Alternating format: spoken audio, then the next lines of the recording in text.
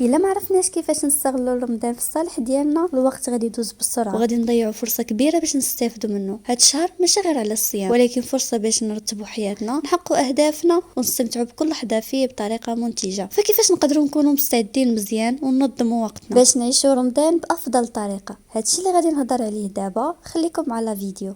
واول حاجه غادي نهضر عليها هي تحديد الاهداف الرمضانيه. رمضان شهر خاص جدا، وكل واحد فينا كيتمنى يستغل الفرصه ديالو بافضل طريقه، ولكن الا ما كانش عندنا اهداف واضحه غادي نضيعوا الوقت. الهدف هنا هو ندمجوا بين العباده والنشاطات اليوميه. اللي عليكم هو انكم تفكروا في الاهداف اللي فعلا كتحمسكم وكتمثل لكم تحدي قوي بالنسبه لكم، بحال مثلا انكم تحفظوا جزء من القران او انكم تحسنوا المستوى الدراسي ديالكم.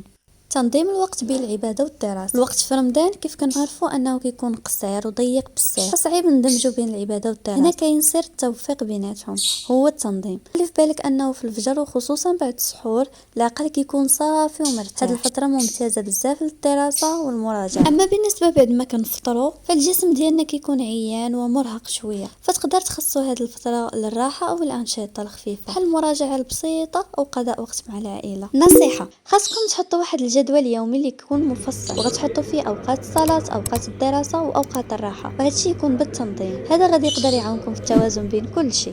التغذية السليمة في رمضان هي حاجة أساسية اللي غتساعد الطاقة ديالك. السحور مهم جدا لأنه هو اللي غادي يعطيك القوة النهار كامل، فحاولوا تختاروا وجبات اللي تكون غنية بالبروتينات والألياف. أما بعد الإفطار ركزوا على الوجبات الخفيفة اللي سهلة الهضم، لأن الهضم في رمضان كيكون أصعب بعد الصيام. بالنسبة للأكل ديالكم يكون متنوع وزوين، وتجنبوا الوجبات اللي كتكون دسمه اولا اللي فيها السكريات بزاف، حيت هادشي غيدير لكم غير التعب وزياده الخمول، وهادشي بيان سور ما بغيناش. الراحه والنعاس هادو ضروريين للحفاظ على التركيز ديالك النهار كامل. التنظيم هو الحل هنا. حاول تقسم نهارك بين الدراسه والعباده مع فترات قصيره للراحه كيف قلت لكم قبيله. خليو القيلوله تكون صغيره بعد الظهر باش تحافظوا على النشاط ديالكم، وحاولوا انكم توليو تنعسوا بكري اولا في الوقت المناسب. وحيدوا من بالكم هذاك الشيء ديال السهر لانه ما لايقش وما غيفيدكم في والو، ولكن العكس غيكون هو انكم غتبقى عندكم طاقه عاليه نهار كامل. وبهكا غنكون هضرت لكم على اهم واساسيات القواعد اللي خاصكم تطبقوها في رمضان باش تدوزوا شي رمضان بيرفكت مع راسكم